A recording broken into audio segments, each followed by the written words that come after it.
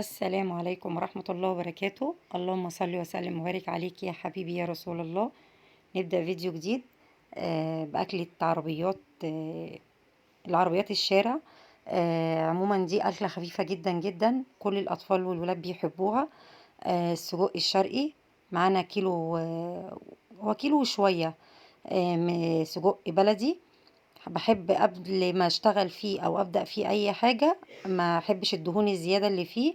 بديله بس تقليبه بميه سخنه، مش هيغلي معايا او هيستوي، لا.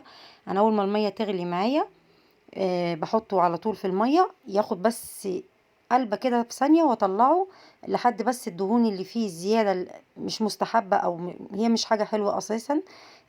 وبعد كده اديله شطفه وابدا الشغل فيه على طول. لكن لما ببدا احطه على النار على طول من غير الحركه دي، بينزل معايا دهون كتير جدا، ما بتبقاش حلوه، بيبقى دسم معايا وتقيل، ما بقاش خفيف في الاكل، ما بقاش حلو خالص. بعد ما اديته تقليبه بالميه السخنه، اديته شطفه، كل الحاجات الدهون الزياده اللي فيه، اي حاجه زياده فيه انا مش حباها، بتنزل في الميه المغليه معايا. كده شطفته خلاص وصفيته، وبدات اقطعه يعني الواحده على 3 قطع. وبعد كده هديله تشويحه على النار، وانزل عليه بالخضار اللي معايا. براحتكم، عايزين تسووه وتعملوه وهو سليم ماشي، تقسموا الواحدة على 2 ماشي، 3. انا عملته على 3 قطع. كده دي اسهل طريقة لعمل السجق، وانضف واحسن بكتير عن ما بنجيبه من بره. انا عموما مش بحب اكل الشارع نهائي، ومش بحب ولادي ياكلوه، بس هما ممكن ياكلوه شوية لو في درس او في حاجة، ممكن يجيبوا حاجة الشارع، لكن انا استحالة اكل حاجة اكل من بره بصراحة. بدأت أقطعه شوية، ومحضرة معايا غسلة الخضار اللي هشتغل بيه. طماطم وفلفل ملون وفلفل رومي أخضر، حوالي 5 6 فصوص توم مقطعهم صغير خالص، ممكن ندقهم عادي، ممكن ما نحطش توم برضو، براحتكم. معايا بصل. كده خلاص قطعته كله وخلصته. الطاسة معايا سخنة، هنزل على طول بيه من غير اي دهون معايا، هو برضو فيه نسبة دهون فيه. هبدأ اشوحه واديله كام تقليبة معايا كده الاول، وبعد كده انزل. هو مش محتاج سوى اصلا السجق، ما بياخدش سوى خالص معايا. انا كل اللي انا هعوزه ان انا اسوي الخضار اللي بحطه، الاضافات اللي بحطها عليه. هقطع البصل واحطه واضيفه فوقيه على طول. كل الخضار ورا بعض ورا بعض، مش هسوي حاجة حاجة. هقطع البصل صغير، براحتكم، مربعات، كبير، جوانح، اي حاجة. انا هقطعه كده عشوائي، وهضيفه على السجق. برضو هياخد قلبة بيه برضو. وبعد كده اضيف الفلفل على طول والثوم معايا. كل الموضوع مش هياخد اكتر من 10 دقايق او 15 دقيقة، يكون السجق معانا خلص. وما شاء الله بيكون ريحته جميلة جدا جدا، واكلة مضمونة برضو. قصت البصل وحطيته على طول على السجق، وهبدأ برضو اقطع الخضار، كل حاجة جنبي، واللي خلصه احطه على السجق على طول. ما تنسوش اللايك والاشتراك في القناة وتفعيل الجرس. وبكده كنت خلاص خلصت تقطيع البصل، ودخلت على الفلفل، وهضيف عليه برضو على طول الثوم، كله على بعضه. مش هياخد وقت معانا. والسجق عموما ما بياخدش توابل معانا غير الفلفل الاسود والملح بس.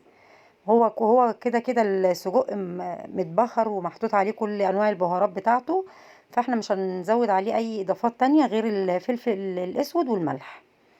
جربوا الطريقة دي، سهلة وسريعة جدا جدا. وكل الولاد بيحبوها.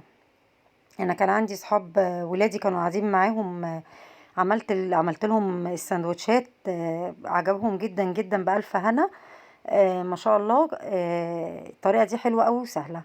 اللي حابب يحط بصل بس من غير فلفل من غير طماطم، ممكن عادي برضو، بس بالفلفل والحاجات دي بيديله نكهات برضو، بتبقى طعمها حلو، والقيمة الغذائية بتاعته بتزيد.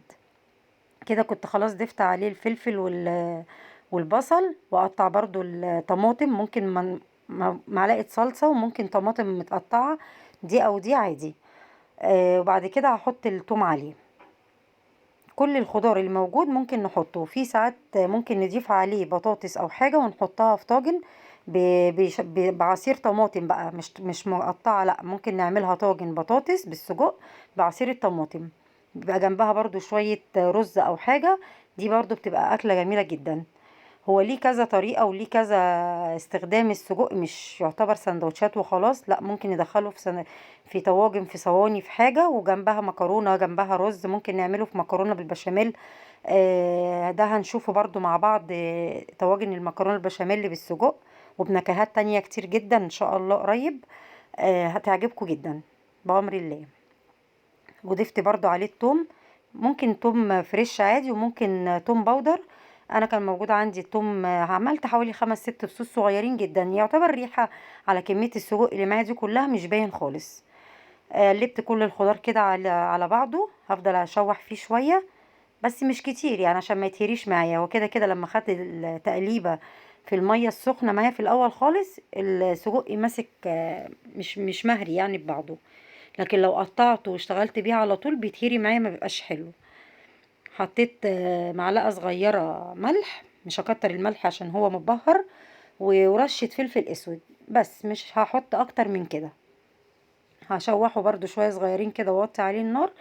وبعد كده هبدا اعمله السندوتشات، وبألف هنا. ودي كانت اكله جميله جدا جدا وخفيفه. يعتبر كل الولاد بيحبوا اكل الشارع.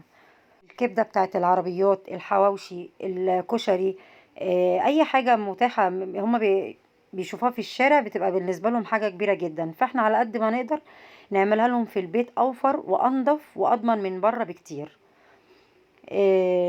كده كنت خلاص قلبته شوية صغيرين كده، وموطية عليه النار، مش معلية عليه خالص، ومش حاطة عليه اي مواد دهنية خالص. هو بيستوي كله ببعضه كده. ما شاء الله كان خفيف جدا جدا، والخضار بتاعه تحفة. وكده كنت خلاص قفلت عليه، لا لسه متهيألي.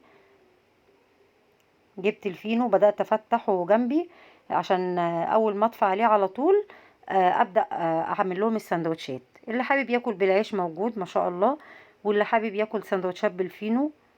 هما الولاد كلهم اكلوا بالفينو. جنبه بقى سلطة الطحينة، مخلل، اي حاجة متاحة نحطها جنبه بتبقى جميلة جدا.